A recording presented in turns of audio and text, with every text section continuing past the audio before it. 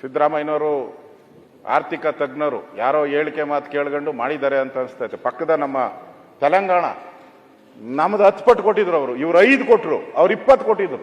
20 ಮನೆ ಬಾಗಿಲಿಗೆ ಎಲ್ಲ ಕೊಟ್ರು, ಬೋರ್ಡ್ಗಿಲ್ದಂಗೆ ಹೊರಟೋದ್ರು ಅವರು.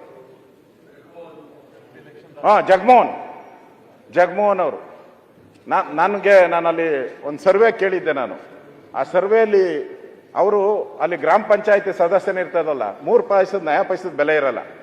MLA ಅಂತೂ ಮುಖ್ಯಮಂತ್ರಿ ನೋಡಕ್ ಸಾಧ್ಯನೇ ಇಲ್ಲ, ಅಪಾಯಿಂಟ್ಮೆಂಟೇ ಇಲ್ಲ MLAಗಳಿಗಲ್ಲಿ.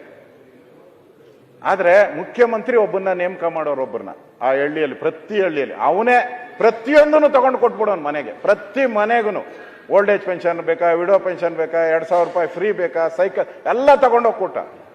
ಆದ್ರೂ ಗೋವಿಂದ, ಜನಕ್ಕೆ ನೀವು ಫ್ರೀ ಕೊಡೋ ಅಂಥದ್ದು ಖುಷಿ ಇರ್ಬೋದನ್ನ, ಆದ್ರೆ ಅದೇ ಸರ್ವಸ್ವ ಅಲ್ಲ ಅನ್ನೋದನ್ನು ಕೂಡ ನಾನು ತಿಳುವಳಿಕೆಯನ್ನ ಹೇಳ್ತಾ ಇದ್ದೀನಿ.